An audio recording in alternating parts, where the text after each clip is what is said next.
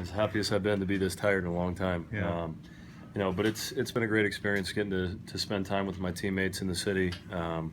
Yesterday that was pretty special. It was kind of the first time really that it hit us that we had won the Grey Cup. But we've been going out and enjoying ourselves in the city, and it's a fun experience. Are you looking forward to the time when you can get away, decompress, deeper reflection, that sort of thing? That sounds amazing, but it sounds like I got a lot of work to do between now and then. I got to get all my stuff packed up and just tie up some loose ends before I get out of town. But it's going to be a great December.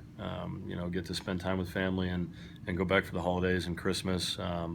And just really get to reflect on the season, because it's all happened so fast. I mean, we were driving back from Churchill Square yesterday, and we were like, hasn't even been 48 hours.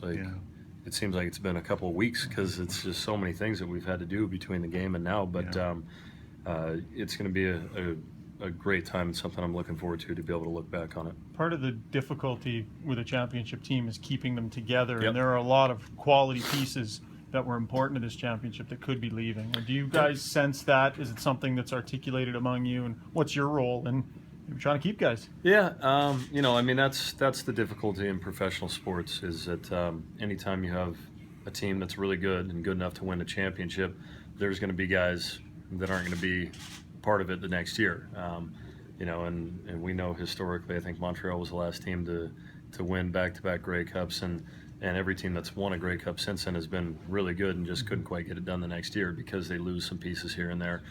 So that's always going to be a challenge. But we have a great front office. We have a great general manager that built this team, that put it together. And I got all the faith in the world in him that you're going to lose pieces. That's inevitable. It's going to happen. But you replace them, and as long as your core group stays the same, we'll be in great shape. So. In terms of my role with that, I love being here, and I committed to this team a couple of years ago with a contract, and so I'm certainly going to be around, and I look forward to seeing what new pieces we bring in and what guys stick around, because again, like I said right after the game, I think we've been built to do this a number of years in a row. Did you just drop a historical stat on us? What's that? Montreal, did you just drop a historical stat? Yeah, man. Yeah, I did. That's it's the off season, so I'm all about stats now for sure. Sorry, Mike. Do you think some of the free agents will base their decision on whether or not Chris Jones is here? Well, I know the guys are always going to want to see who they're going to be playing for and things like that. As far as my understanding of it right now, is Chris Jones is under contract to be the head coach of the Edmonton Eskimos for next season, and until that changes, guys are going to assume that's going to be the case. So I don't really know what they're going to base their decisions on entirely.